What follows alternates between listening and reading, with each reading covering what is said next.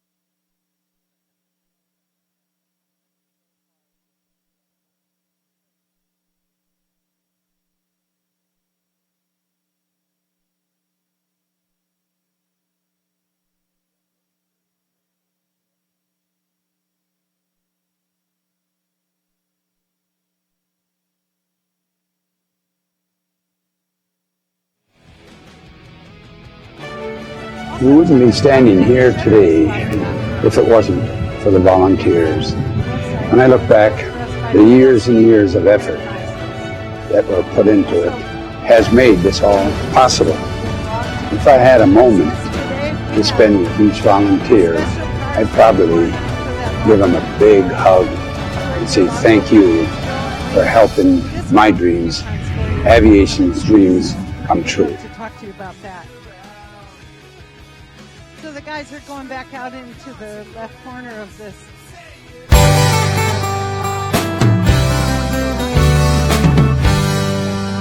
our hearts. And it tells how we feel about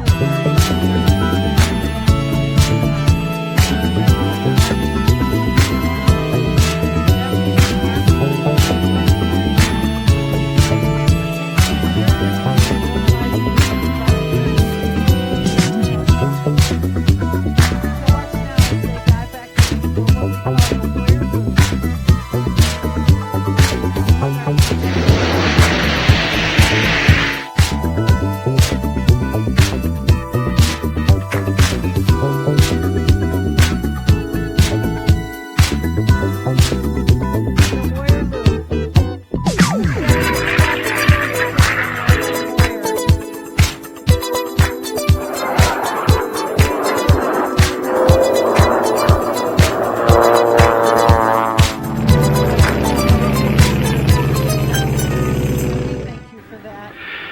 Flying is the kind of experience that gives a special and precious meaning to words like motion, freedom, grace, and privilege. As people see it here at Oshkosh, flying is a form of recreation. Thousands of dreams down there have been turned into real airplanes. Undoubtedly, Charles Lindbergh would have been pleased to see that a part of the vision he carried across the Atlantic has turned into all the excellent examples of aircraft and friendship that are down there, that are part of EAA. For us. The warriors who serve today.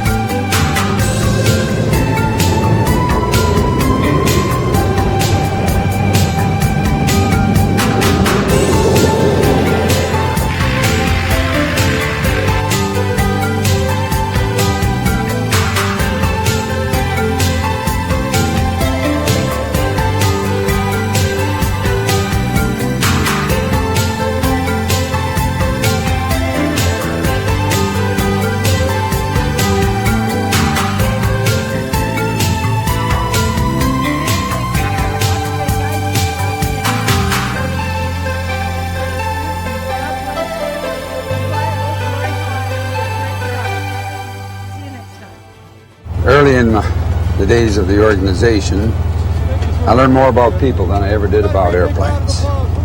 Airplanes are pretty predictable, and humans really aren't. And it's been a very enjoyable experience.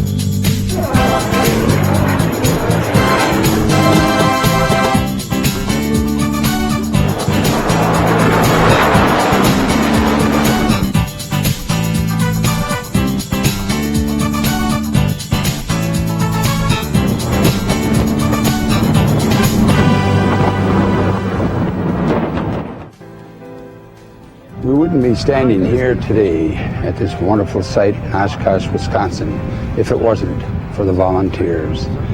When I look back over the history of the organization, the volunteers that helped me start this organization, the years and years of effort that were put into it has made this all possible.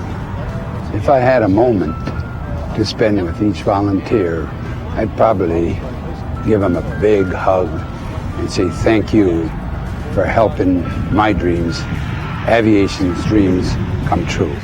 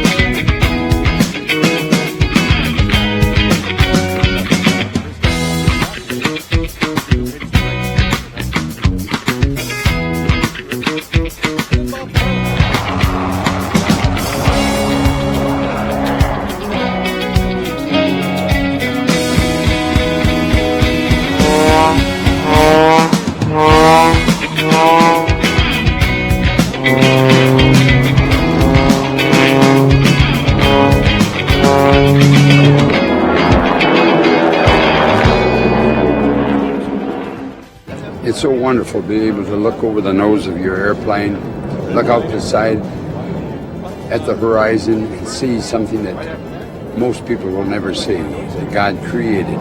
The beauty of the earth, the blue of the sky, and the individual freedom of flight. Men and women have dreamed about it since they were born, centuries and centuries ago. And for those of us that have that privilege and opportunity, what a blessing. Oh yeah, the hands go right. Are going to enjoy it, and it's coming your way in about an hour.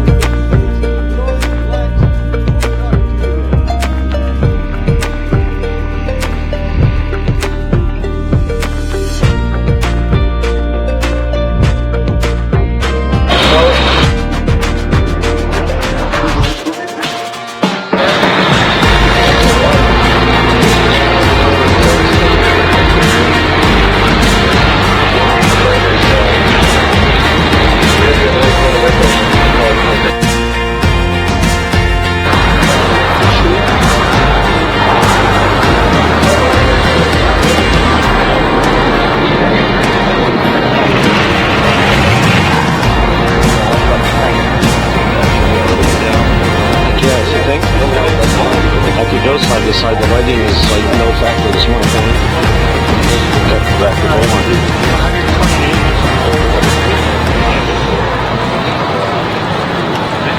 Light control coming.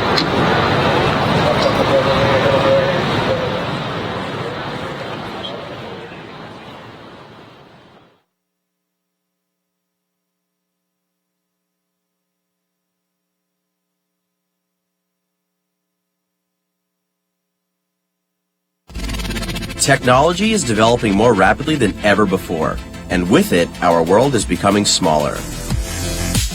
But until now, transportation hasn't been able to keep up. We'd like to get there faster, and we think we can do that. Every day, more than 8 million people hit the skies. Aviation has become one of the largest industries in the world, and it's growing exponentially as airlines continue to innovate and expand.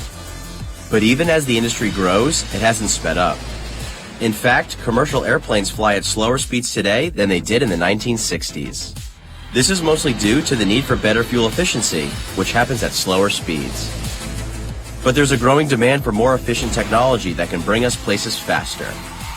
This is where NASA comes in. 2, 1. You see a new excitement in aeronautics and space. It's a little mini boom going on. This is Nils Larson, a chief test pilot at NASA's Armstrong Center. He's working on the next generation of supersonic airplanes. You have the X-59 Quest opening a whole new market. The X-59 Quest is a single-passenger supersonic demonstration plane being developed by NASA. It's powered by a modified GE F414-100 engine, which was designed for the FA-18 Super Hornet. The plane is designed to produce quieter, safe sonic booms. We've been playing with the shape of the airplane to keep the shock waves from coming together so that they don't form that loud sonic boom. Normally, if you hear a sonic boom, it sounds like boom. What we're trying to produce really sounds like distant rolling thunder. So it's not so displeasing. It doesn't have that startle effect. The first Quest flight is scheduled for 2021. The data collected will help the FAA determine if supersonic flight should be reinstated over land in the United States.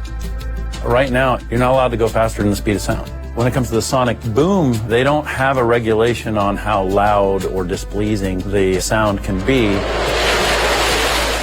With low boom flight demonstration, we're going to have to go out and do this sonic thump with several different communities and figure out what that level should be. The Quest will serve as a framework for private aviation companies to develop their own supersonic planes. We need to set the standard, then everybody else can figure it out from there. There's companies out there that are very interested at being able to get people places faster. Well, they're looking at us going, come on, hurry up. Boom Technology is currently developing a 2-seat demonstrator aircraft called the XB-1. Much like the Quest, this plane will be used to test technologies for mainstream supersonic flight. Once they finish testing, Boom will build the Overture, their full-scale Mach 2.2 55-passenger transport plane. It'll be able to travel over 5,100 miles non-stop, about the distance from New York to Istanbul, and tickets will cost the same as today's business class. Aerion and Boeing are developing the AS-2, a luxury supersonic business jet that will be 60% quicker than today's fastest business aircraft. The AS2 will be powered by GE's Affinity, the first civil supersonic engine to be developed in 55 years, and the first supersonic engine class built specifically for business jets. Unlike NASA's low-boom Quest, the AS2 and XB-1 are designed to fly subsonic speeds over land and supersonic over oceans. It's going to open up whole new markets, other ways for people, other companies to build airplanes, airplanes that don't even exist yet. After supersonic, who knows where we'll go? Companies like Boeing are already planning for commercial hypersonic planes. If engines can successfully bring us past Mach 10, you could theoretically fly from London to New York City in just 30 minutes. The future of aviation will take us around the world faster than we could ever imagine. And with these developments in supersonic, it's just around the corner.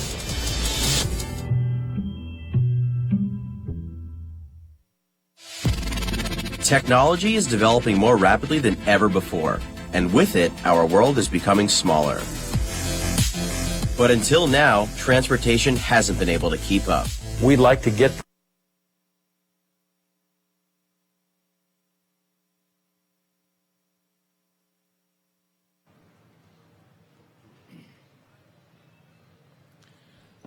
another great program for you tonight. It's a little hectic backstage, so a little tiny bit of a pause, but I need to start my traditional incoming. We have wonderful sponsors, M&M's, which I have been pelting the audience with for a while. If you've been here the last 2 nights, you know the story. We asked for some samples, and they sent us 8 cases. There are going to be people pelted with M&M's and Musketeers for the next 2 to 3 years. Bose is also equally as generous. They've never made any requests of us or demands, and they just keep providing expertise and quality. They don't even care what we put on the stage. They're just supportive. So we really want to thank them. And remember, any of the other chocolate companies make you sick. And I can prove it if you really know. That's all right. Theater in the Woods is sponsored tonight and every night by M&M's, of course, but we also are indirectly sponsored by a group of crazy people like us that thought we should enter the new world, and so they created media streaming, and we are on the worldwide net in HD, 16 by 9, and they've got cameras all over everywhere, so you can sit at home dumping iced tea in your head and watch most of AirVenture.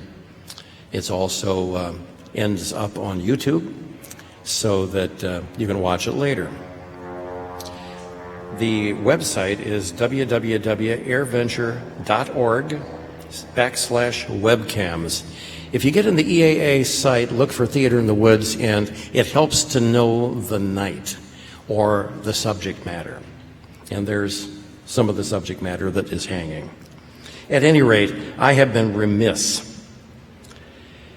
You'll notice that Jerry is not here, but there's a cutout of him. Well, everybody thought he died. He didn't. His wife was fairly long suffering, and it was bad at the end, and he was taking care of her night and day. And she passed away earlier this year. He had already decided he was going to retire. And we were and are always open to having him back. Well, I was one of the first that came up with the idea of calling it Jerry's Corner. Well, everybody had the same idea. So you'll notice the benches with his name on it and the cutout, which leads people to think he's passed away. Well, only his wife did. He knows about it. We've taken a picture of it, and we're going to email it to him.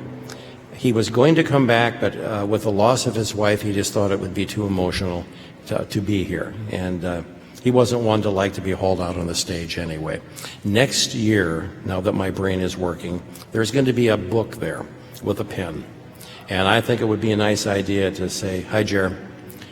or I have 16 copies of your tape, or whatever. He loved being here, and I know he misses it. So that's the update on Jerry. We have every night, we used to draw them here, but there are volunteers like us that the chairmen send in, and they draw their name out of a drum, which we did on stage for a while. And they win $25 gift certificates and possibly other things, but they're engraved on the imaginary wall of volunteers that are heroes forever. Tom Weiss is chairman, president. No, I was given the wrong one. I just gave a volunteer drawing to a CEO. Okay, that's not going to happen. Tonight's winners: Daniel Ward, Home Built Camping; Sue Packer, Carts; Ed McGowan, Builders Education Center; 4th is John Gast, Flight Ops; and 5 is Jim Paschke, Tie Downs. Their names will be posted, and eventually word will get to them. Tonight is going to be another ball.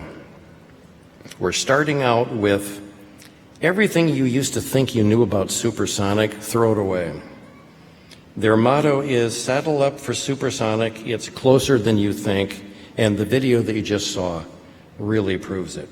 Please welcome tonight's moderator, Fred George of Aviation Week.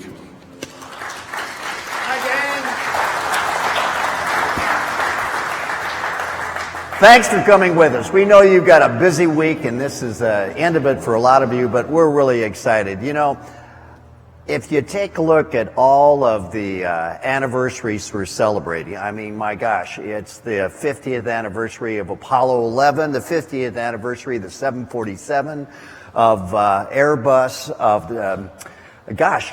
even the Concorde, 75th anniversary of D-Day. And you know, this is actually the 100th anniversary of GE Aviation. These people have been at it for quite some time.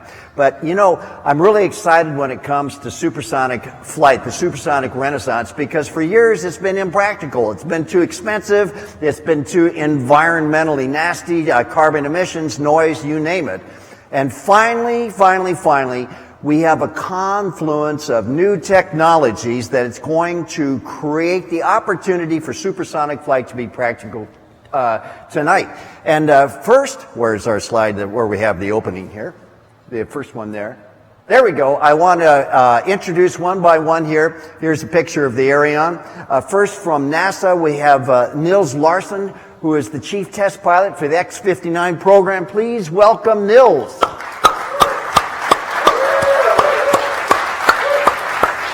Yeah, actually our slides got reversed there. Then, of course, the next one is GE Aviation. And the reason that this is exciting is that, I mean, go all the way back to the Wright brothers. You never get the airplane off the ground without a suitable engine.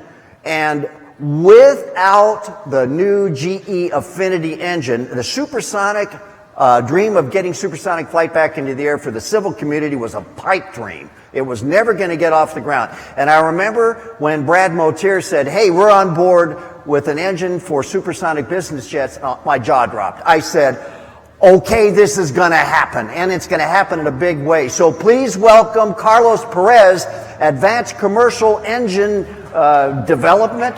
You'll have to give me Carlos has had a title that's longer than the name of a Latin American dictator, so help me out there. And finally, the guy that's going to put this together for the first time in a supersonic business jet, that's going to be Tom Weiss, Chairman, CEO, and President of Aerion in Reno. Please welcome Tom Weiss.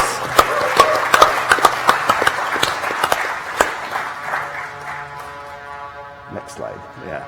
You know, the reason this is really exciting tonight is that GE has been building engines for supersonic aircraft for more than a half century. In fact, next slide.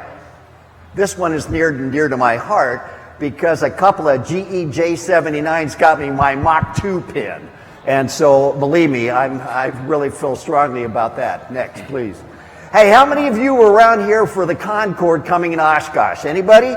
Anybody remember those days when British Airways brought the Concorde in? That was really exciting. Now, how many of you have flown on the Concorde? Anybody here flown on the, all right, flown on the Concorde. That's terrific. You know what's fun about the Concorde? I remember going with Air France. We got on the airplane at noon at de Gaulle, took off and rolled the clock back, landed at JFK at 9:45 a.m., barely time enough for 4 glasses of wine and off to your first business appointment of the day in New York. So it's just great. But anyway, let's take a look at some of the capabilities of the Concorde. Next. You know, Mach 2.04, 4 engines producing 38,000 pounds of thrust each in reheat. You know, an aircraft that would fly from 55 to 60,000 feet, 408,000 pounds of might. And finally, only carry 100 passengers. Now, let's take a look at some of the downsides. Well, it only cost $27 billion to create the program. It was a quasi-government-funded program as opposed to something out of the commercial sector. And that yielded 14 aircraft in service, 7 for British Airways and 7 for Air France. And did you say loud? If you're going to fly this thing supersonic over land, the pressure level, the sound pressure levels were 100 to 110 dB. Do you think that's a showstopper if you fly that thing over land, Nils? Oh, yeah. Oh, yeah, no question about it. And the Olympus 593 dates back to the Vulcan and then the TSR-2, a military program. And the fuel efficiency of those 4 engines meant on that little trip with 100 people between Paris and New York, you're going to burn 182,000 pounds of gas. There's got to be a better way. And that's where we're going tonight to tell you about that. Did I have one more there? Now, the first is Nils Larson. He's going to tell us about the X-59 supersonic, quiet supersonic transport program. And the whole mission here is to find out what the public thinks is acceptable in terms of sound pressure over crowded communities. Nils, you got it. All right, well, that's pretty much it. Thank you.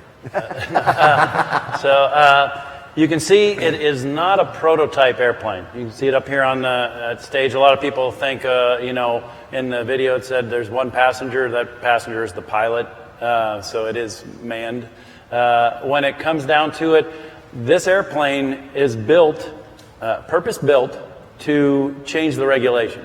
So right now, as you know, after Concorde and others, that you can't go faster than Mach 1 if you're a civil aircraft. And the reason for that is the sound, the sonic boom. So instead of maybe basing, you know, the speed limit, you know, arbitrarily because it's, you know, we would rather have it based on the actual sound. Over the years, NASA's been looking at different technologies to quiet that boom. And we've looked at the front end of the airplane, and we've looked at the back of the airplane. And it came down to it where when we did all our designs and working with other companies, we're like, you know, we think we can do this, but in order to really do it, we have to build a purpose-built airplane. And that's what the X-59 is. So its job is to go out there and help us get the data to reset the regulation. You know, to give it to the people who are the regulators to say, here's what we think the acceptable level of boom is. So one of the things that you'll notice, it's got a pretty long nose. So when you look at a modern fighter, every time the angle changes slightly, you know, in that aircraft as you go down the fuselage, that's going to produce a shock wave. So what happens is, here's a great example here from some of our Schlieren work. You see the T-38. So you see all those different shock waves coming off the aircraft. You can notice that some of those come together. So it kind of reinforces the shock. Think of it like 2 waves on the water. As they come together, they kind of reinforce each other. Well, that's basically what happens when you have the shock waves that come off the aircraft, and those strengthen, you know, or at least back each other up and propagate all the way to the ground. It forms an N wave, and we call it that because it looks like a big N when it gets on the ground. So that's what a normal supersonic aircraft does. If you'll notice, here's a great side shot if you go to that other one. So that's, you see what's coming off the bottom of that aircraft. That's what's, you know, kind of coming to the ground. But remember, it's a big cone coming off that. If you go back to the picture of the X-59, so one more, there we go.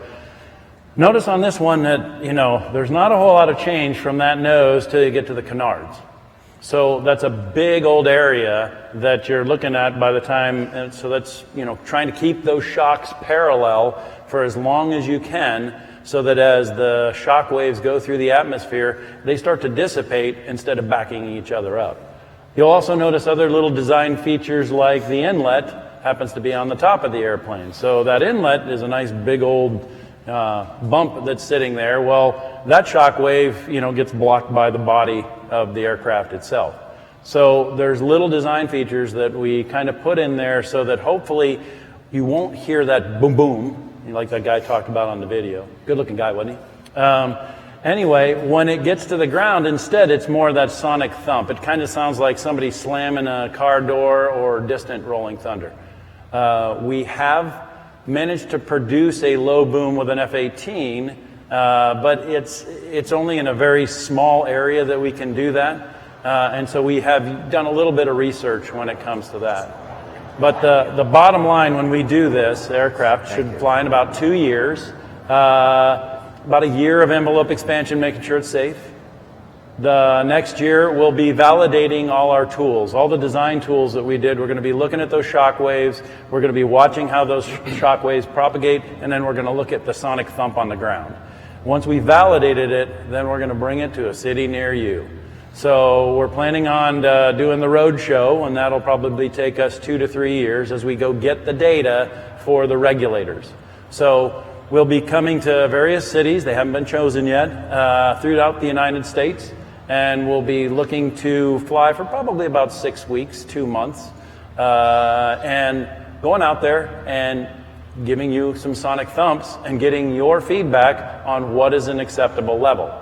Once we get all that data, we hand it to the regulators, and then it's their job to determine, can we come up with a new standard so that once we come up with that standard, everybody else, we can turn to those manufacturers and say, build it to this standard, make it quieter than this, and you're good to go over land. Thank you. Well, thank you, Nils. And by the way, when you think about that 75 dB target, let's, play with this and see if this is going to work for the general public. Hey, what's the general public have to say about this? Because in 1973, when the supersonic ban was put in, there was no data. There was no data at all. Somebody said, I don't like supersonic, and it was banned. No data is how that law was passed. So now we're trying to say, wait a minute, let's get objective data and find out if 75 dB or something like that, maybe 80, who knows, is going to be acceptable to the public. Now, let's say it's 80. You realize that 80 dB, because the sound levels are logarithmic, is 10 times quieter than 90, is 10 times quieter than 100, is 10 times quieter than 1,000. So you are up to 1,000 times quieter just at 80, let alone 75. So you see the difference in here when we're talking about the bang bang going to a thump? That's because of the logarithmic relationships in that. So bear that in mind as we go ahead. Thanks, Nils. We appreciate it. Yeah. And now our friends at GE have a short video to keep you entertained before their segment.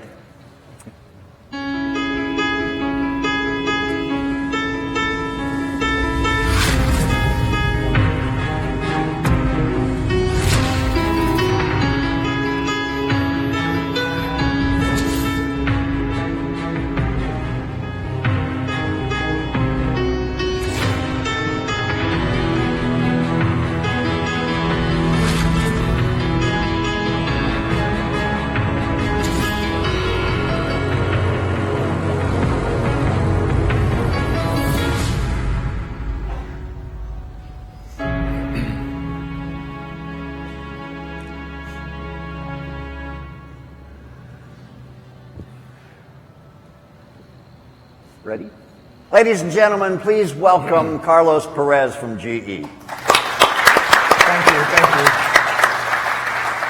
I mean, that's such a fantastic video, and I have the honor to be the person that's leading the team, that's designing, and will eventually build and test that product, and it'll go on the Aerion AS2 plane. But this is really the first propulsion system that's been designed for commercial supersonic product, since the Olympus engine that went on the Concorde. And there's only one thing that's the same between the Affinity engine and the Olympus engine, and that's that they're designed to go more than Mach 1, right? Pretty much everything else is completely different. You mentioned earlier the Olympus engine actually was an afterburning turbojet engine, so it had no fan. It had an afterburner, and if you've been around here today, you've seen some of the planes with afterburners as they go by and turn towards you. They are extremely loud, right? So that was one of the big drawbacks of the Olympus engine, very, very loud. It was also a turbojet, which is not a very efficient product. What you've seen in jet engines is we've gone from these turbojets that don't even have a fan to low bypass turbo fans, which have a small fan, to now with the GE 9X engine, these huge, just massive fans in front of the actual turbo core. And that really drives efficiency. And so those are the two things that we're going after. That's just absolute sea change from the previous generation of supersonic propulsion systems. Now, there's a whole host of technology that we've been able to bring to bear, and it's really completely opposite of the way that it was back in the 70s, 60s, and earlier when we were trying to do this in the past. All the previous iterations of propulsion systems that were trying to come out, like the Olympus, or in the US we had a supersonic transport program for a little while. Those were all military derived. So all the technology was coming out of the military and being applied to these supersonic transports. And with the Affinity, we've kind of flipped that on its head. We've just gone through 10 years where we've refreshed our whole commercial portfolio and developed a whole host of new and exciting technologies that we're going to then apply to the Affinity engine. We've developed new aerodynamic technologies that allow us to have very efficient fan systems. We've developed extremely high temperature capability technologies using things called ceramic matrix composites, which are materials that can last and be robust above 500 degrees after all metals known would be melted at that point. So just some very innovative technologies that we've come up to help the public fly. We're going to be applying to really restart the resurgence of supersonic transport. One other key technology that we've got is in the manufacturing of the engine. So the new fan system that we're developing, a two-stage fan, is going to be a Blisk technology, which is lighter weight than anything that we could produce back 50 years ago. And then we've got new technologies like additive 3D printing that's really changing the game in terms of weight that we can take out of the engine.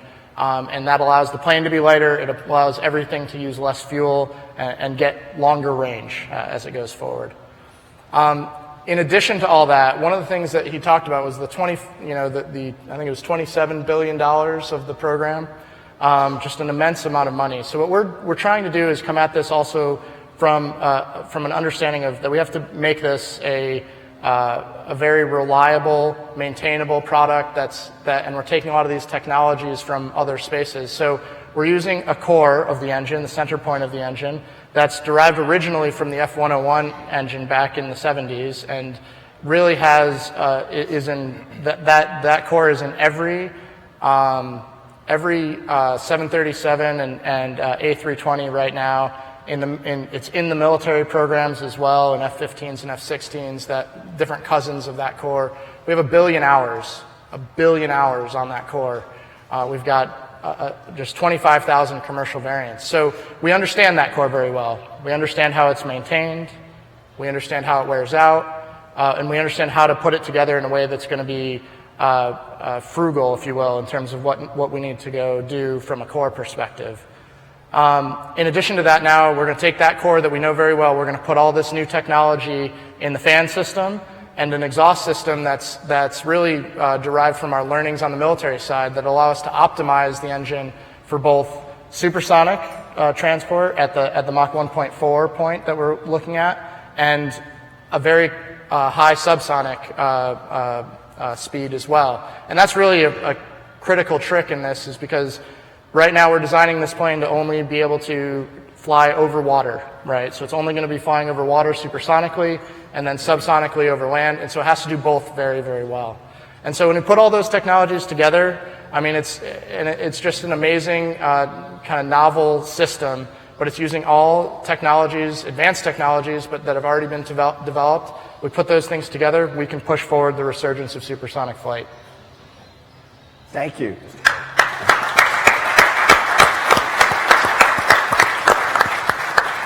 What Carlos didn't tell you, all right, you can't tell anybody outside of this forum, is that this goes back to good old Chevrolet small block hot rodding. You don't have any money, so you go do a little parts bin engineering.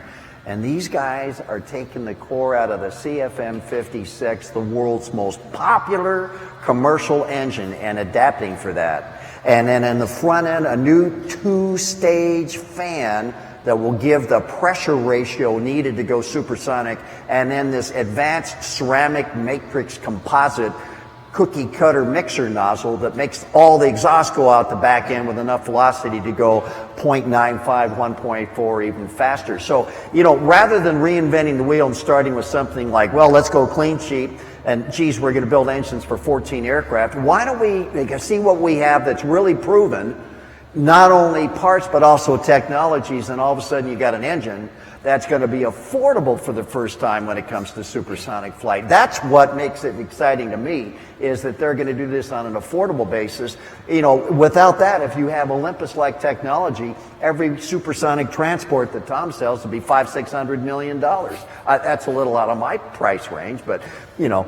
Anyway, so thank you for that. This is very, very big stuff, because this is what makes possible the next generation of supersonic business jets. Tom Weiss, this is so exciting. Tom Weiss at Aerion. Aerion's been going now for 15 years. Anybody know the Bass family? Bob Bass, Bob and Ann Bass? Bob is a visionary. He's been trying to get this off the ground, but finally, wow, does he have the right partners and leadership in place. Things are really happening in Reno, and this Aerion aircraft, the AS2, which is, by the way, just the first in the series, is very much on track. Tom, please tell us about that. No, thank you. It's really exciting to be here. We actually started our company in 2003, the last year of service of the Concorde. And one of the things we're actually very proud of is we have learned every way in which not to build a supersonic airplane over the last 15 or 16 years. In order to really develop the kind of technologies it would take, not just to break the barriers of sound, but actually to make sure that we did it in a very environmentally responsible way. So let me just back up a little bit and talk just a second about the company. We actually think about mobility in a very different way. We think about the long-term global mobility and the things that we're trying to do just as the human race. We spend 14 billion hours on airplanes every year. We think we spend way too much time in terms of friction, wasted time on these networks. We mentioned the Concorde, and the Concorde is a great inspiration for me, but it's also a series of lessons learned on what we can do better. As we mentioned, the Concorde was too loud, too short on range, too thirsty, and only 14 airplanes were built. If we had to design the Concorde today to meet the latest noise standards, the 3,900 nautical miles of range would be reduced by another 32%. That's how tough it is today to build an airplane that meets the requirements. So we want to actually revolutionize all of this and think differently about how now to build sustainable supersonic airplanes going forward. We have a 50-year-old roadmap. We start with AS2. We have AS3, 4, and 5. We talk about a family of airplanes. GE talks about a family of affinity engines. So let me talk about AS2 and let you know kind of where are we with AS2 today. AS2 is a tri-jet. We use, again, 3 affinity engines, non-afterburning engines, medium bypass core. And one of the reasons why we picked this engine is if you think about all modern subsonic engines have a higher OPR, a higher BPR. The way that we do tint materials very differently. So 70 years of subsonic engine design is actually moved in an opposite direction of what we needed in supersonic engines. So we're able to find a core that actually gave us the overall pressure ratio we needed. We are able to design a bypass ratio that help us meet the balance of thrust as well as noise. And the Affinity engine becomes not only the newest engine in 55 years, but we're very proud of our partnership with GE. It is a heck of a good engine and will power this airplane going forward. We have a great team with Boeing, Honeywell, Spirit AeroSystems, along with GE to make this program successful. We are privately financed. Our total non-recurring bill to build the AS2 is just at $4 billion. We are, to this year, going into our preliminary design review. Our first flight is in 2024, and we go into EIS, our entry into service, on the 50th anniversary of the last year of service of the Concorde in 2026. The thing I wanted to talk a lot about is our company's focus on environmentals.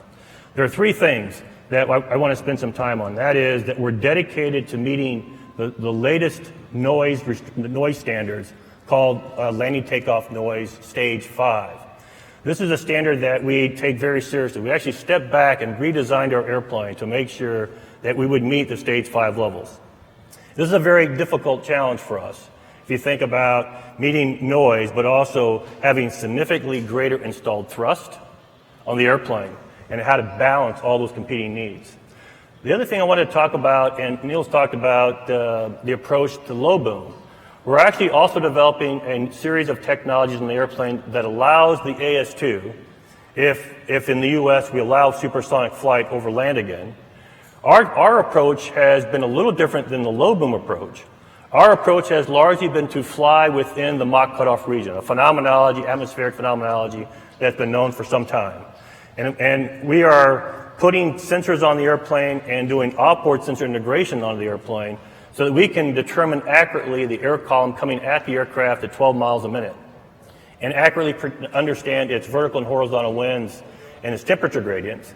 And that allows us to fly the airplane about up to 1.2 Mach without that N wave ever hitting the ground.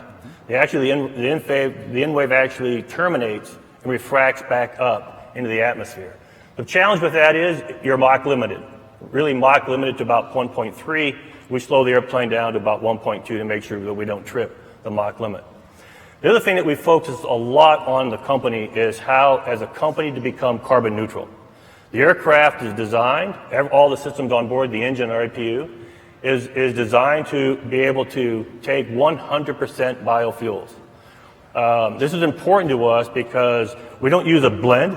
You're very familiar with the biofuels that are out there. Most of the time, they're 30-70 blends. 30% is actually a biomass-based biofuel, 70% Jet A or Jet A1. The best really that's been out is about 50%. We designed our airplane to take 100% of biofuels. Now, what that does for us as an airplane and as a company, it allows us to have a net carbon reduction of about 80% coming out of the life cycle of the carbon by utilizing that on our fuel. The other thing, obviously, I talked about is a non-afterburning airplane. So that allows us a lot of efficiencies in the airplane in terms of we don't have to reheat the exhaust to get the thrust out that we need. So we're doing a lot of things on environmental. And the reason why we picked 1.4 Mach is that we could close on all these very competitive different kinds of elements onto the airplane. Emissions, noise, thinking through this boomless cruise that we were putting onto the airplane. And then we scale up as we learn more and more. We start to think about the technologies going into AS3 and then AS4 and then ultimately AS5. So that's what Aerion is doing, but our first product is AS2 and it comes out in the market in 2026.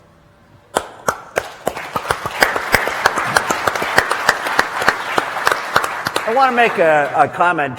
How many of you folks understand this concept of Mach cutoff? Anybody understand it? You know, well, of course you would. Thank you. Linda, I'm sure you do too. But what this is, the speed of sound nominally in a standard day in the stratosphere where the temperature is minus 54 degrees Celsius is 573.6 knots. The speed of sound varies as a function of temperature and only temperature. So if I'm going 573.6, Mach 1 up at altitude. When the sound waves go down and the air gets warmer, the speed of sound gets substantially faster than 573.6, and therefore the boom would never reach the ground, because by the time it's down there, the speed of sound is greater than the boom point. Now, the second thing is when we start talking about Mach cutoff up there at, say, 1.1, 1.2, something like that, that means that you can fly at 1.2. And by the time the sound gets down there, the speed of sound is increased so much with the temperature increasing that the boom goes, what was that? There was no boom. There was no boom because the speed of sound was actually greater than the true airspeed at altitude. The other thing that Tom touched about, let me tell you about biofuels. This is a key point. You know, the airline industry, all of aviation uses something like 2% of all fossil fuel. And the business jet community burns about 2% of that 2%. And the supersonic business jet community is going to be what percent of the business jet community, Tom? Can you tell me? Well, the AS2 is 500 airplanes, so it's a fraction. Well, 500 airplanes, right, hopefully. But you see, the thing is that it's a very, very, very small cut of fossil fuels. But because it's a business jet and it provides such mobility, it's a lightning rod in terms of public opinion. And this is one way of grounding that lightning rod to say, we're running on biofuel. Don't run that past us. We are not committing, or excuse me, we are not contributing to CO2. In fact, there's a net reduction. So those are the key points. Now we have several minutes for questions. I'm going to wander out with a mic and talk to you all. Hopefully this mic is hot. Is this mic hot? Is the mic hot? There we go. I think it's hot. All right. Who's got questions for us tonight? Oh, don't be shy. Who wants to go supersonic? Oh, well, okay, hold on. Let's talk to this gentleman first here. Hi. Hi, what's your name, please? Caden Hendricks. Caden Hendricks? Yes. Hi, Caden, where are you from? I'm from Green Bay, so just a couple miles away. Yeah, well, go ahead, ask us. All right. As far as the Mach cutoff phenomenon goes, how are you planning on dealing with, say, you're traveling against the jet stream, and it could be a factor where the Mach cutoff is so close to the airspeed of commercial air travel that you're not getting as much of a benefit as you might think? Well, actually, we measure all of the parameters on the airplane. We believe that at 1.2 Mach, heading from Los Angeles to New York on a standard day, you're actually got a ground speed of about 850 miles an hour. So, in Mach cutoff, AS2 will get from coast to coast an hour faster than the fastest subsonic business jets today. That's substantial. So even though you have this limit at somewhere between 1.1 and 1.2 based upon, again, the atmospherics I talked about, inside that region is a huge savings over flying at somewhere between 0.85 and 0.89. So we think it's worth it. Okay, thanks. Oh, by the way, Tom, what are you targeting for nautical mile range for AS2? Yeah, let me talk a little bit about that. Our aircraft is designed to be very efficient to fly at 1.4 Mach for 4,200 nautical miles. We also fly at 0.95 Mach at 5,400 nautical miles.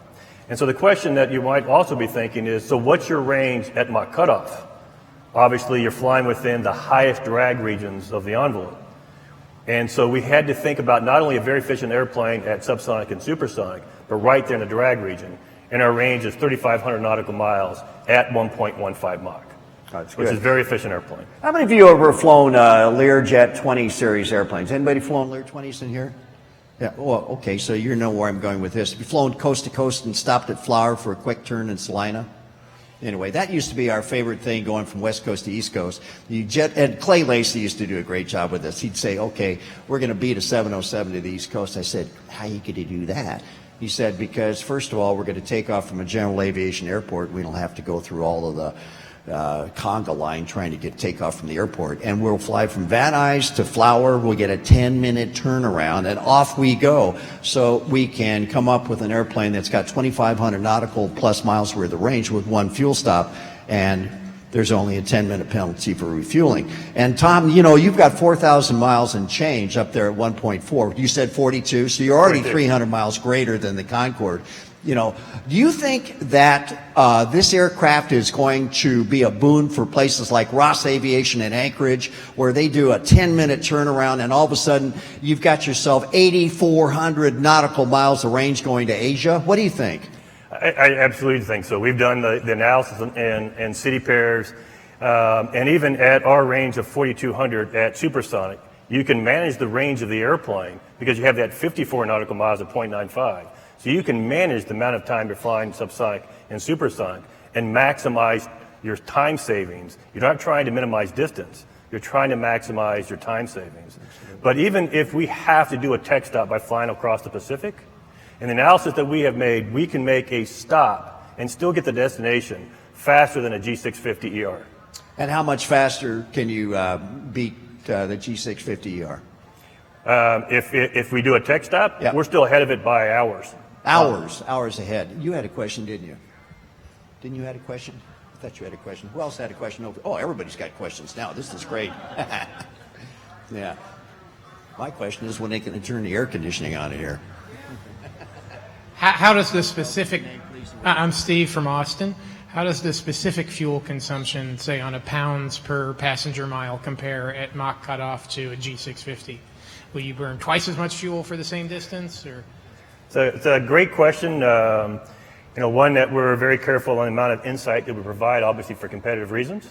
There has been a number of reports that indicate that a supersonic aircraft against its subsonic equivalent will be somewhere between 5 to 7 times. Our fuel burn on an airplane at equal range to a subsonic airplane is less than 2. At full 1.4 versus 0.89. And I think one of the key points there, Tom, is if you're burning biofuel, does it really make a difference? All right. Yeah. And I would say on biofuel, it's actually a very interesting set of technologies going into biofuels today. This is something that I understand a lightning point, a lightning argument, but this is really something that its time has come. It makes a lot of sense. If you think about the energy density of Jet A today, it's about 42 kilograms per kilojoules per kilogram. We're actually getting more energy density by about 1% out of biofuels than we are at a Jet A at the exact same volumetric mass density. The question about biofuels is not as its time has come. It really is about getting the fuel refined, distributed, and commercialized. This is a huge breakthrough for the industry.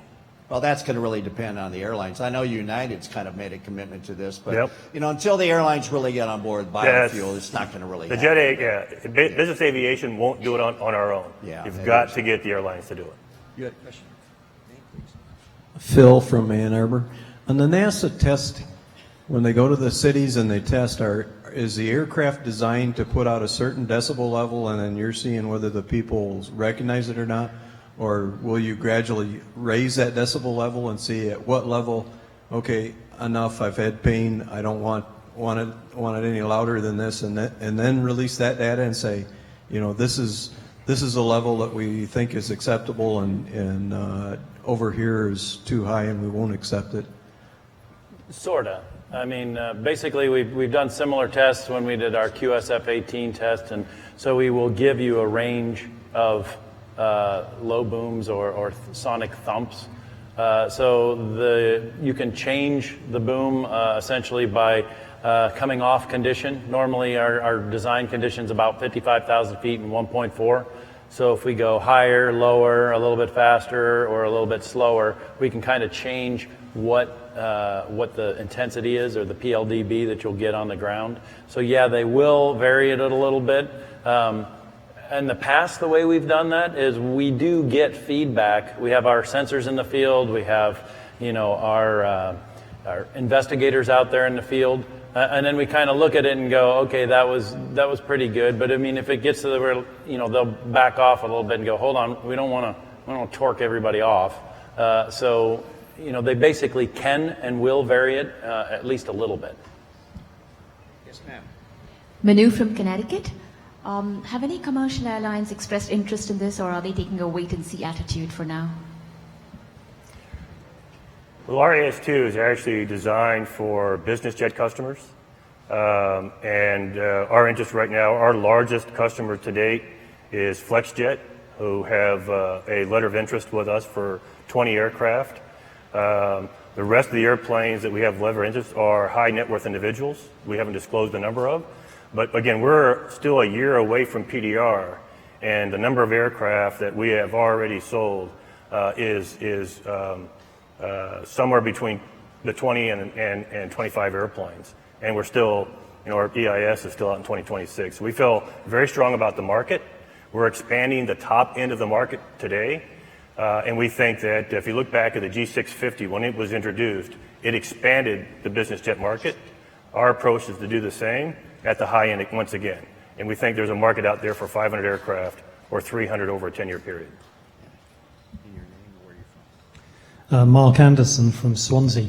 You talked a lot about sonic boom management, but a couple of the issues that were prominent in Concorde were thermal management and management of the center of gravity shift that occurred when the aircraft went to supersonic. Can you say anything about how you've approached those problems in your aircraft? Yeah, so obviously you have the same phenomenology in managing fuel and CG transfer during the phase of supersonic to subsonic, vice versa. And so our fuel management system integrated in our flight control system manages that very well. So that is not an issue for us. Thermodynamics has been a very challenging area for us. We're having to think a lot about how to make sure we're getting enough heat out of the airplane. And we're flying up to 57,000 feet. And so our approach has been a very sophisticated environmental control system, and it continues to be one of the more challenging parts of the airplane in terms of managing the heat loads on the aircraft. By the way, there's an interesting comment there. Concorde at Mach 2 grew 6 to 10, 11 inches, something like that. And boy, when you put your hand on the side of the Concorde going across the North Atlantic, man, it's warm out there. How about an aisle seat rather than a window seat? So, this is a big deal. And remember the Boeing 2707? Boeing originally wanted to go Mach 3, and they said, wait a minute, what's it got to do with aluminum? So they said, oh my gosh, this is going to take exotic materials, and that's what killed that. So when you take a look at the speeds of Tom's airplane, this is all about using proven technologies as opposed to having to invent a way to get to the moon after Kennedy promises it. And that speech at Rice University, Tom said, let's just keep it simple, keep it practical. Right. Yes, ma'am. Hi, I'm Grace from Stoughton, and I was wondering, with this supersonic speed, will airplanes be going to space? Well, ours won't yet. But we think about, again, in this lineage of airplanes that we talk about, I don't think that we're going to see that, at least in a commercial realm, normal aircraft in the next several decades. But I will say the technology is starting to get very mature. If we think about, what's happening with the Blue Origins, SpaceX. There are a number of companies that are thinking about horizontally takeoff aircraft with sled assist takeoff and then landing as normal. And these vehicles are getting extremely fast. Our AS5 is probably the first time in which we actually think about an aircraft that's at the Mach 5 region. And then you start to think about, there are companies like Reaction Engine that are building the next generation of engines. That makes your point very real. But I just think it's going to take us a while to actually get to the point where you have the repetitive, everyday commercial travel where passengers are getting on and off, and I think it's just going to take a while. But there's a lot of technology that's going today that I think is going to be ready for us in that 3 or 4 decades. I sure hope you major in some STEM major in high school and then go on to get your aerospace engineering in college, because I have a hunch that Aerion is going to need people to build that AS5, and you sound like a prime candidate. Right.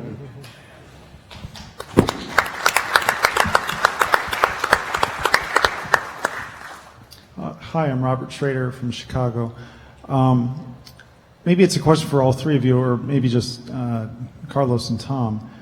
The noise regulations that NASA is working on, I understand, to be for supersonic flight high in the atmosphere. Can you speak a little bit, Carlos and Tom, about noise levels at airports when it takes off? Again, make sure I understand. I think there might have been two parts to that, and please correct me if I got it wrong. But the landing takeoff noise level at airports is, for us, we're focused on achieving the latest Stage 5 requirement. It's going to require some, not only, we're putting a lot of technology in the engine, a lot of airframe integration, but we're also looking at then, with all of the significant installed thrust, can we use things like BPR or programmed lapse rate as a way to reduce the noise as we get out and airborne? So we're thinking of the operational side, but we're committed to meet the Stage 5 levels. Yeah, and just to be clear, right, that means that the engine and the airframe will be, will meet the same requirements that we have on any subsonic plane that would be out there. So, from a landing and takeoff noise, it's certainly an absolutely critical constraint, if you will, on the design and technology that goes into the plane. But it's one thing that we're all very committed to making sure it can happen. Well, Carlos, that sounds like no fun for the crowd here at Oshkosh. It's not going to be like the Concorde booming out of here. It's going to be more like that 747-8F that UPS flew out of here. Shh. Oh, that was exciting. Whoopee. We have time for one more question, and I've been told we have to wrap this up.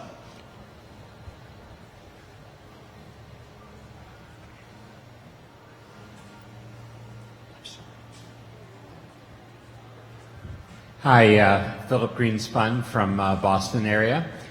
Burt Rutan was here a couple nights ago complaining that the pace of innovation had slowed down. I think because in his opinion anybody younger than he is pretty lame.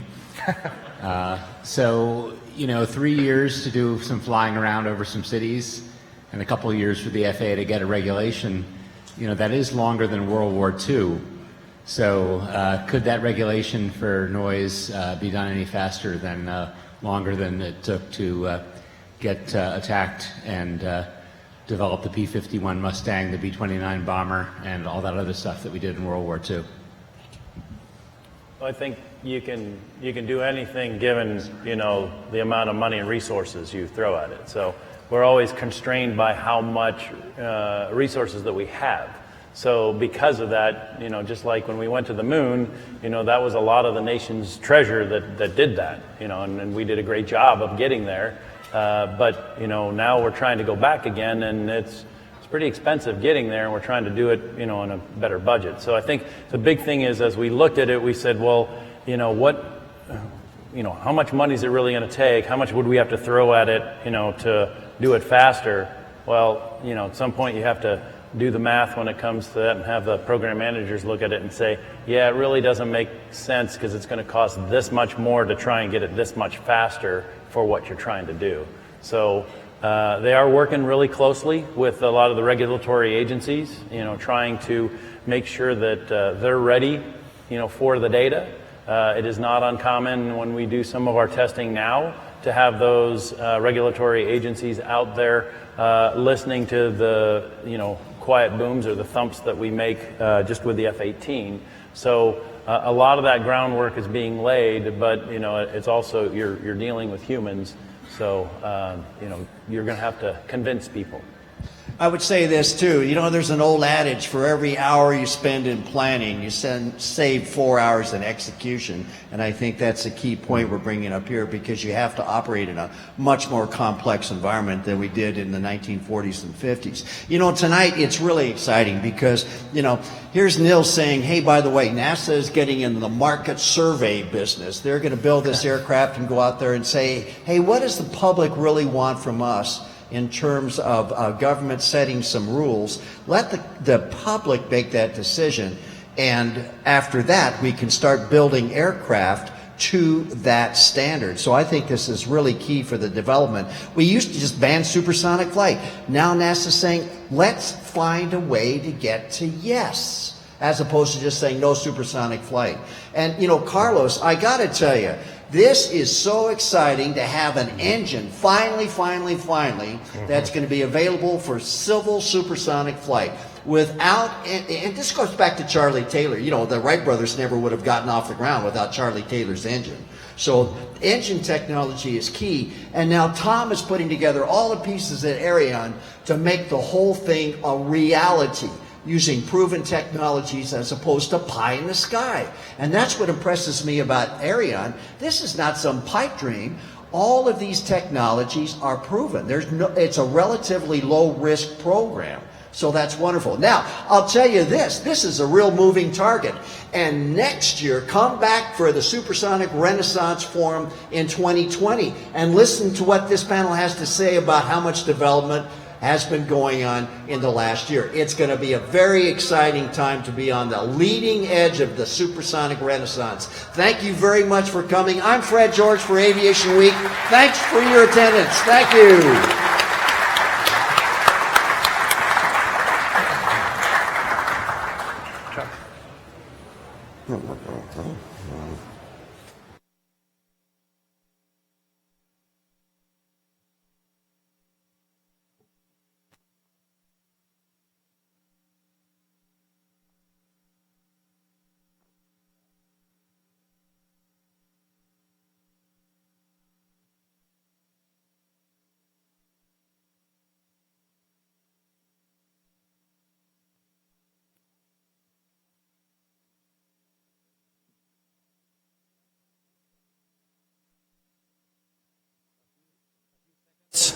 A few seconds of reset up time. We are watching the clock, and you will not miss the show, the air show. So give us a second. There are so many stars backstage, we will not need a nightlight. Go ahead and tell them to run the video for the general. But we are lobbing them right now so that you'll hear them speak, and when you're looking at 4 stars, there are only so many ways you want to touch them without permission. Go ahead and run the video. Okay?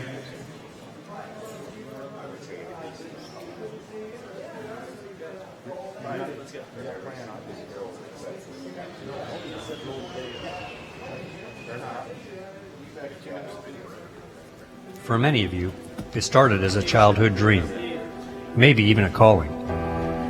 You'll never forget the day you took the oath, the day you were selected for flight training, that first solo, or the pride you felt when you earned your wings.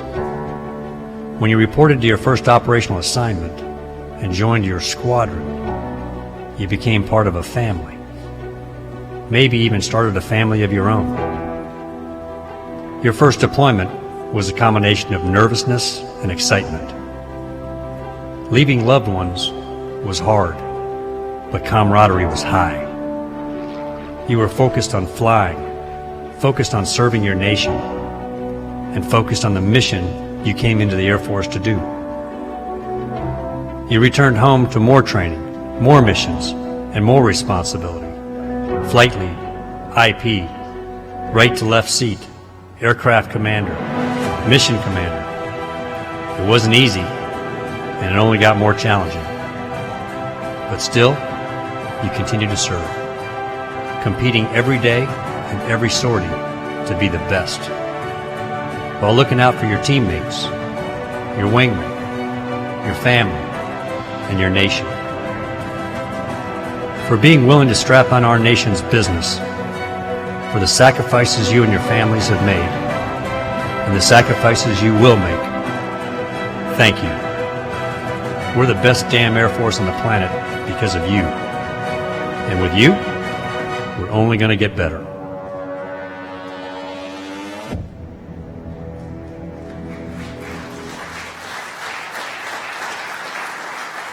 Good evening, ladies and gentlemen. Welcome to Theater in the Woods. I'm Steve Buss, and it is my distinct pleasure to introduce a very special guest to AirVenture 2019, General David Goldfein. He is the U.S. Air Force Chief of Staff. General.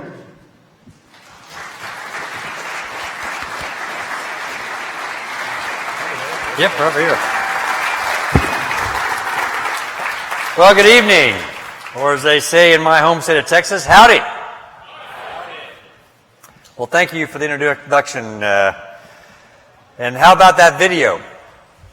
I wanted to start out by giving you a sense of what it means to serve in your United States Air Force. One of my favorite stories I'll share with you about the possibilities that exist in the Air Force actually took place back in about 2012.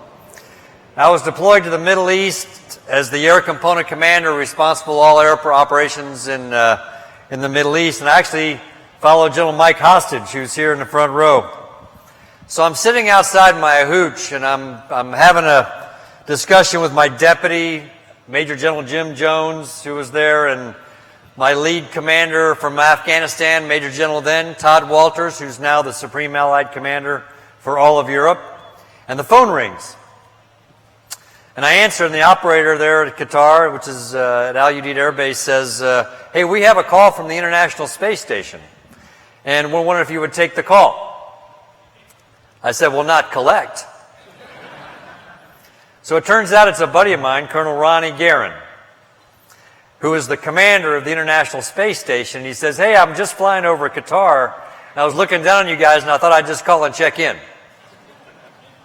So I want you to think about that for a minute. 4 captains in the United States Air Force at Nellis Air Force Base, one step ahead of the law. And here we are later commanding the air war over the entire Middle East and commanding the International Space Station. Only in America. And perhaps, I would say, only in your United States Air Force, because, we do serve alongside some incredibly amazing people, and they do become like family. And together we try to do things to change the world, to make it a better place. So today, for me, fulfills a bit of a dream. First time at Oshkosh. I've been wanting to come here my entire life. And so to be able to do this on the 50th anniversary is sort of icing on the cake. Because for all of us, aviation is as American as apple pie. And I'm proud to actually stand here as a chief of staff of a service that's a garage startup. Think about that for a minute. 2 bicycle mechanics in a garage, Orville and Wilbur Wright, pushing the boundaries of what's possible. Not much different than the tinkerers that I saw here at Oshkosh with all of these new aircraft and equipment. But this week is also about inspiring young people. So I want to share a couple stories and hopefully do a little bit of that. First, I want to share a story of an individual who's going to walk out and be part of the panel. She's the best example I can offer you in our United States Air Force of what a life of service, well lived, really looks like. This is the story of General Mary Ann Miller. Mary Ann is the first in the history of the Air Force Reserve to pin on the 4th star while actively serving. Not bad for a small-town girl from Hilliard, Ohio, that thought ROTC was just the name of a building in her college. She spent 7.5 years on active duty flying C-141s, just knocking it out of the park. And just as they told her she was promoted below the zone, which is early, she had already signed up to go into the Air Force Reserves and pursue other passions. So as a civilian, she flew float planes for the Washington State Department of Fisheries. And she was so good at it that they offered her a full-time job for a whopping $17,000 a year. So after surviving on that salary for a while, she decided to go full-time Air Force Reserve. And she became the architect of so much of what is today. You see it on your ramp with the C-5s, the C-1, the C-17s, the aircraft. And she really was the architect of our Distinguished Visitor mission, working with the President, the First Lady of the United States, while at the same time opening her restaurant in Rehoboth Beach, Delaware. And it should have been a telling sign, when Secretaries of Defense Panetta and Rumsfeld made it a must-do stop to come eat at her restaurant. So she's not only an exceptional officer and leader and pilot, she's also an entrepreneur. So let's hope this panel doesn't become a Shark Tank. But let me share this. Probably one of her most important successes is her personal commitment to serving others. Because in her time off, Mary Ann volunteers serving the poorest of the poor, a servant leader, helping the world's most unfortunate souls through Mother Teresa's congregation, the Missions of Charity. That's her experience, a path uncommonly taken, and an officer I greatly admire. She makes me want to be a better man and a better chief every day, and I couldn't tell you how honored I am to serve with her. And I encourage you, after the panel, to ask her about her career. And then one last story I'll share with you before we bring out the panel, which is a story about what servant leadership has meant to me over the years. You may not know it, but it took me a little bit longer than usual to complete the Air Force Academy's 4-year academic program. Let's just say I was not the brightest light in the room. And so I left after 2 years, and I rode my 10-speed bicycle around the country. That's as many speeds as you could get back then, with my trusty dog on the back, Minnie Bear. But the story I want to share is not why I left the academy, it's why I came back, and why I'm standing here today before you 38 years later. So truth be told, if my bride of 37 years, my high school sweetheart, were here, I know exactly when I met her because I was in my 3rd year of Spanish 1. Hola. So she would tell you I was not going back. I was going to become a musician. And so I got a job as a roadie for this guy named Harry Chapin. And eventually I was going to go become a performer. But as I was pedaling my 10-speed bike northeast, he had a tragic accident, and that dream disappeared. So I just kept pedaling. And since I had no particular place I had to go or no particular place I had to be, I had no schedule and no destination. So along the way, I could stop whenever I wanted to, and I met the most amazing people, total strangers, who saw this young man on a bike with a dog and stopped to chat or maybe share a cup of coffee.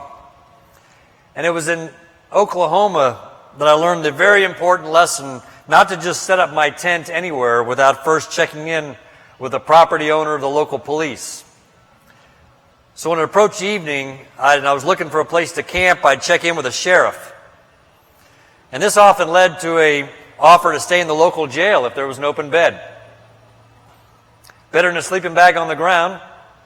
And it often came with a hot meal and the opportunity to play cards with hardened criminals. Let's just say I didn't win many hands. But I share this story with you because what I was experiencing was America. Incredible citizens who were willing to open their homes to a total stranger. And sometimes when I pulled into a town, I'd try to find the local library. I figured since I never went to it at the academy, I better figure out what these library things were all about. So when I walked in, I'd ask the librarian to help me understand the history of the town. And this often led to her to make a call, and the elderly residents of the town would come over and they'd tell me a story, because every town in America has a story. And one night I remember being in Bowling Green, Kentucky, and I had to call back the academy because it was decision time. And they asked, "Are you coming back?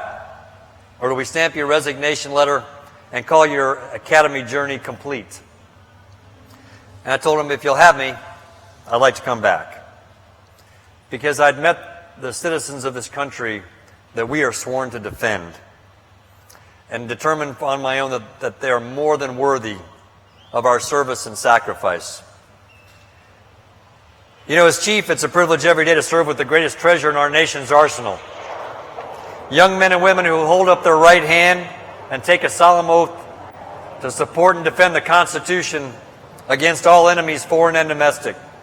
And as the oath states, we take this obligation freely, without any mental reservation or purpose of evasion, because we're all volunteers. It's sacred duty, defending the American people and our way of life. Because American parents send their sons and daughters to us. And those of us privileged to lead can never forget that leadership is a gift that's given by those entrusted to our care. So as Chief of Staff of the world's greatest Air Force, for all the young people in the crowd, I'm certainly rooting for you to come join the long blue line in the Air Force. But to be truly honest, as a Joint Chief, I'd be equally thrilled for you to consider the world's greatest Army, the Navy, the Marine Corps, or the Coast Guard. Because, you know, at the end of the day, it's about a life of service that matters. A commitment to being part of something bigger than ourselves.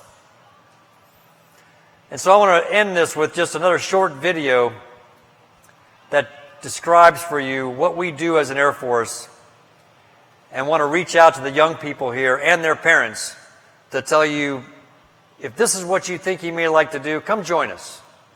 We have a place for you, and your nation awaits. Let's roll that video.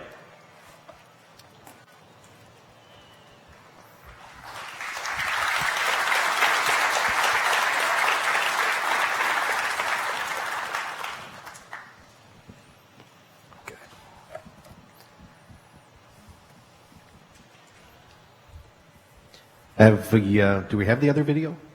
Maybe not. Okay. Okay. Well, with that, we'll bring out the rest of our panelists. I'd like to give a warm Oshkosh welcome to General Mary Ann Miller, Commander of the Air Mobility Command from Scott Air Force Base in Illinois. General Miller.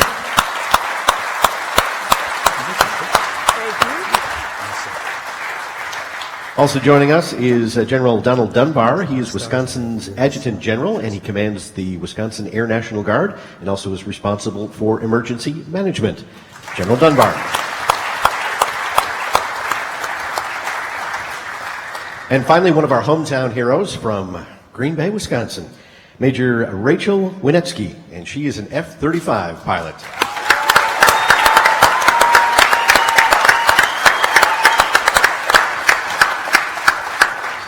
I see the Major brought her fan club.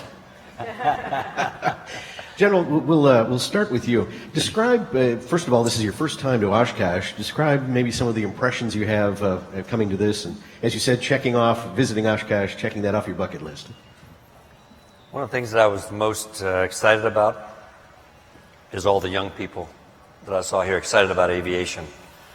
You know, the challenge we face right now as a nation is that we're actually not producing enough aviators to meet the demand signal for commercial, business, and military aviation. Just to give you a little bit of math, our airlines right now, based on retiring pilots and what have you, they need 4,000 pilots a year for the next 10 years, 4,000 a year, 10 years in a row. And we, the United States military, across all the services, produce about 2,500 a year. So we're not producing the number we need to meet the demand. And so what that means is we need to get America's youth flying. We need to get young people fired up and excited about a career in aviation, whether it's military or business or commercial. We need them.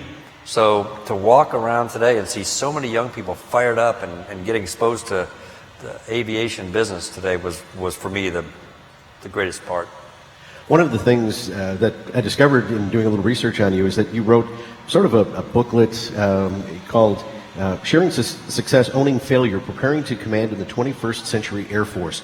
And I've read parts of it, and it's really amazing your insights into, it's basically a checklist on how to be a good, not commander, but a good leader of a unit. And what was the genesis of for that book? You know, it's interesting. You can actually get that for free at the dollar store with every purchase. It started off as something I wanted to give to my young commanders as a colonel that would offer them my thoughts on command, and it was in leadership, and it was really designed to be sort of a Friday afternoon in the lounge, club, bar, whatever you want to call it, talking about things we learned and things we goofed up. You know, because that's what tends to happen, right? That's how you learn flying, right? You still sit around and talk about it. So it was sort of written as though you were in the bar Friday night talking about what you learned that week. And it sort of hit a nerve, and that was the intent. Excellent. It's a great read, and if you go to the dollar store or you go to the internet, you can download the PDF for free as well. Yeah. And it actually applies not only to military, but also to any form of leadership, whether it's with a business or a volunteer activity. It's very well written, and I enjoyed reading it. Thanks. General Miller, tell us a little bit about your role with Air Mobility Command. Air Mobility Command is a global operation. We have 1,100 aircraft if you count the active guard and reserve, tankers, airlifters, C-130s. We do the aeromedical evacuation mission. We cover the globe in supporting the global mobility system. 118 locations around the globe, 24/7, 365. So it's a large enterprise. We're there for every natural disaster. We're there for every combatant commander demand, whether that be refueling fighters or bombers or bringing fuel and supplies to wherever it needs to be across the globe. And we cannot do it without our Guard Reserve partners. And General Dunbar, same question with more local focus in Wisconsin. Well, first, welcome to everybody to EAA. It's great to have EAA recognizing our great Air Force in this event and having our chief here with us in general. Listen to me, it's terrible. It's great to have everybody here with us today.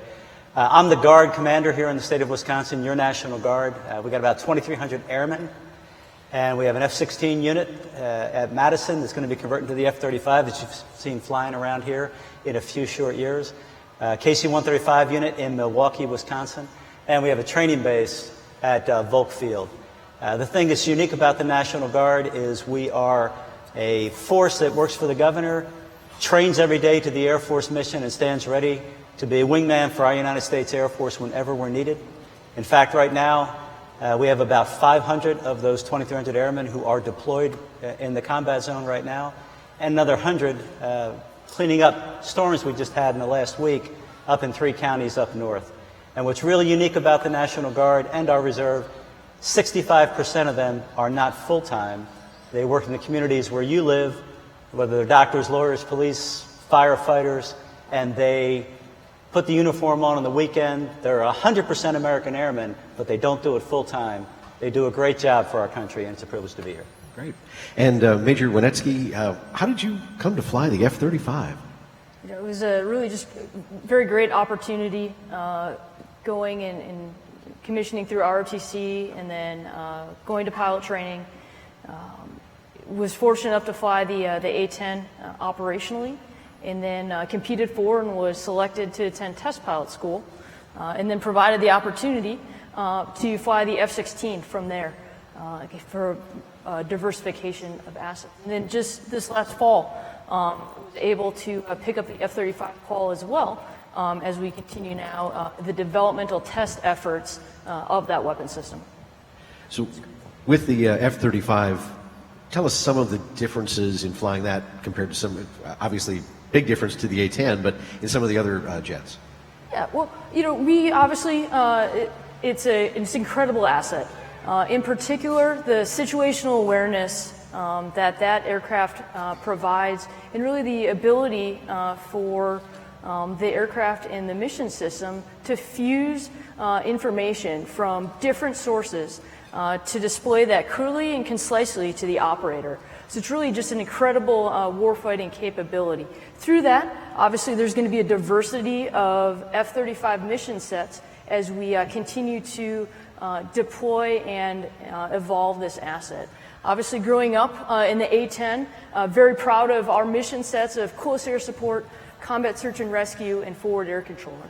The F-35, as well as some of the other assets in the inventory, not just from the Air Force, but with our joint partners as well, we'll be incorporating those mission sets in the future, which is really going to be exciting. Excellent. How many hours of flying time do you have now? I'd have to check with the records folks. Well, let's say notionally probably about 2,500 or so hours, I think. Great. And because this is an aviation-related crowd, I'll ask each of you the same question, and maybe some of the aircraft that you've flown, General. About 4,600 hours, and let's see, it's been primarily F-16s, F-117s, MC-12, sort of a converted King Air, and MQ-9s. Actually, you got a chance to fly the unmanned. General Miller? 4,800 hours as a T-37 instructor pilot. I was a FAPE, and then C-141s, C-5, C-9, C-17, KC-10, and C-40. General Dunbar? So I've got about 3,100 hours, principally in the B-52, through the KC-135, and about 100 hours in the C-26. General Goldfein, describe a typical day in the Chief of Staff's office. Well, I get up in the morning, I fly to Oshkosh. That's not a typical day in January. So, typical day for the chief. What's interesting is, what's fascinating is the diversity of missions in the United States Air Force. I mean, sometimes I describe and say we do leaflets to nukes and everything in between, right? We operate from 100 feet below the surface in a missile silo to the outer reaches of space and everywhere in between. So we're the big tent service in some ways, right? Meaning, for all of especially the young people here who are thinking about what you may want to do, we have a place for folks we're such a diverse force with so much that we're doing that we have room for everybody's passions, right? So there may be a young person here who is passionate about space and wants to be an astronaut. We're your place, right? We got room for you. The next person is passionate about cyber and loves getting into the computer technology. I guess we got a place for you. Someone wants to fly. Somebody wants to maintain. Somebody wants to work in, you name it, we got it, and we're a good place for you. Having flown the F-117, the stealth fighter, you had an interesting story I heard earlier today about a marble. Oh yeah. Would you like to share it with us? Yeah, but I'm a little sensitive because I've talked a lot, and I want to hear from the crowd to hear from them. Well, let's hear the marble story quick. Real quick. Sure. All right. I just talked about the F-117 and how it came along. There was a young engineer that was studying. He liked to look at journals, and especially those that were translated into English. So he found this Russian journal, and it had the math for stealth technology in it. And so he carved out in his shop a little Hope Diamond looking kind of block of wood, and he brought it into the CEO, Ben Rich, and he put it on the table, and he said, "What's that?" He goes, "This shape will return the radar return of an eagle's eye." He says, "Can you get it airborne?" You can try. So and that's how stealth technology was born. And then years later, about the time they had an airplane, they were flying it, the CEO came to my conference room and took out a marble and rolled it across the table to the chief. The chief and the Secretary of Defense at the time said, "What's that?" He said, "That's the radar cross-section of what we've just built you." And that is how the marble story relates to stealth technology. That's it. General Miller, for you, you've had a very diverse career with the Reserve and now active. What's been some of the highlights of your career? The highlights are always the mission and the airmen. There's no other way to describe it. And as the chief says, we are in every mission set out there. And, as I was growing up, the precious nature of what the Air Force does every single day is just unique. The way we serve in the Air Force, or any service, is unique to this country. And the value that the Air Force provides is amazing, and to be a part of that as a young airman, to have teammates and wingmen that go through this together on mission sets. I don't know how many times on a mission we'd sit there landing the first airplane into Tajikistan, the first airplane into Minsk, Belarusia, meeting the foreign minister of defense as a captain. And it's a long story, but we were actually doing little shots of vodka. And I have a deputy assistant secretary with me and goes, "Marianne, if you don't drink that, it's an international incident." So it was about this much. And I didn't sit in the seat flying out of there. I sat in the jump seat and everything was fine. But that story went all the way to the deputy secretary of defense. And I got a phone call saying, "Hey, thanks for doing the right thing, Captain." And so that's what we do. And that's one of hundreds of thousands of stories across our Air Force of amazing young people doing amazing things for our country. And we do it as teammates, we do it as wingmen, and there's not a better journey. There's not a better journey. And I can say that.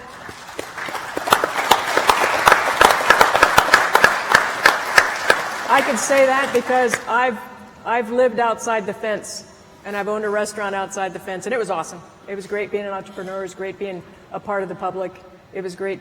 Every table has a story, like the chief says. That was precious to me. But wearing the uniform is unique. And the honor and the privilege that we that we get to embark on wearing this uniform. I wish more young people could share in that uniqueness with us, because it's important.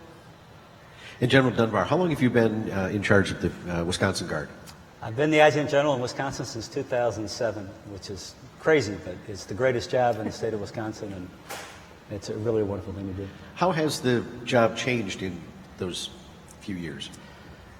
Well, I don't know that the job has changed, but I will tell you, I would just like to put this back in Air Force vernacular. You know, if you think about how you try and defend the United States of America, which is such a wonderful country, we've got this phenomenal Air Force, the best Air Force in the world, and to have our Air Force trust so much of its equipment and its mission to its wingmen, the National Guard and the United States Air Force Reserve, so that you have this connection, as we were just talking about, when you have a connection to the American public.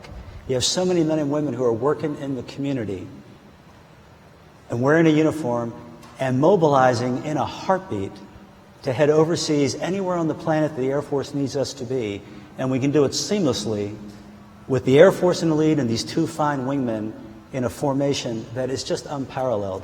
It is unbelievable to have this young Air Force, which is still only 72 years or so old, so phenomenal, and having so much trust in the National Guard and Reserve. And to me, that's the biggest thing that's changed. It is really something. And Major Winetsky, you're an ROTC graduate, and one of the things I think everyone in the audience has noticed is we're 50-50 here, men to women, right? And it's something we're seeing more and more of in the armed services and all around. But what was your inspiration to take that first step and join the ROTC?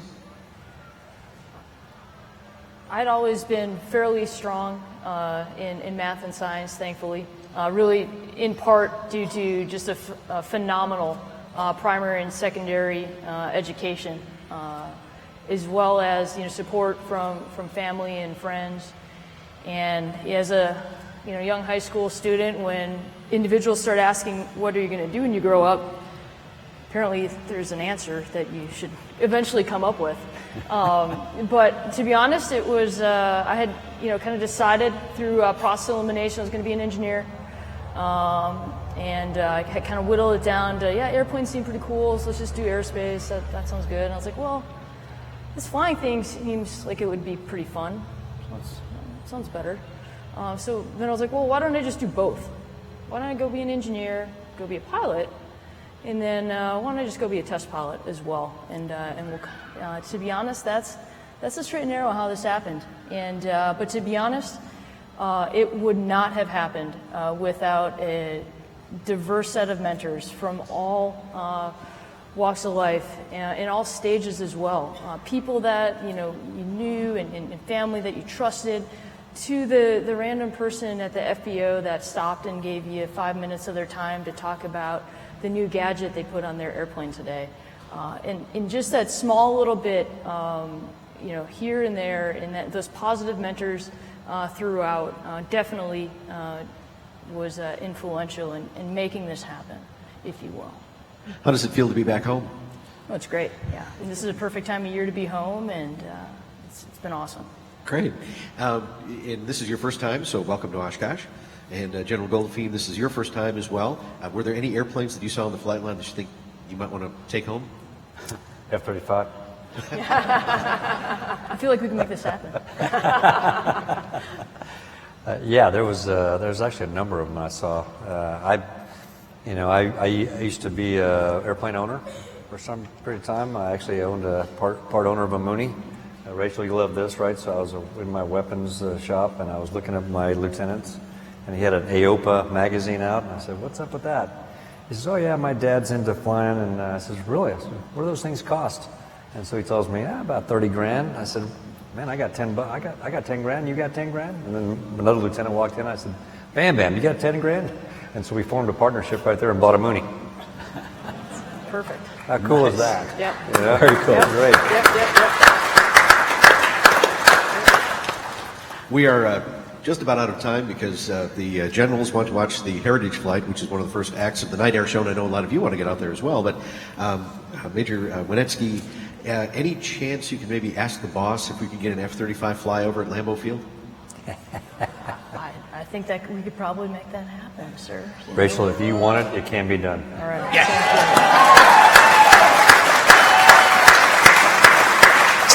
On one condition.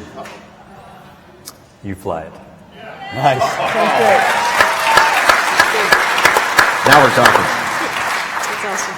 General, any final words before we wrap up this evening? I'll just share this. You want to know why I'm still in? Sure. Sitting right over there. Is she amazing or what? Yeah.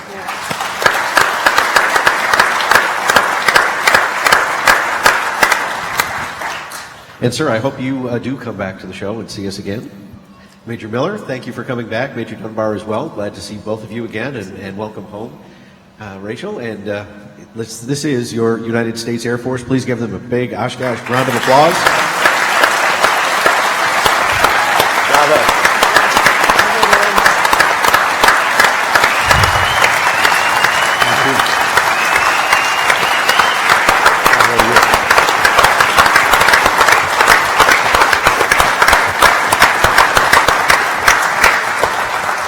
Thank you very much for coming to Theater in the Woods. Again, the Night Air Show is going to start in about 15 minutes. Otherwise, there are movies up at Camp Scholler at the Fly-In Movie Theater. It's great meeting you. You've got great entertainment coming your way tonight, still at AirVenture 2019. Thanks for being here.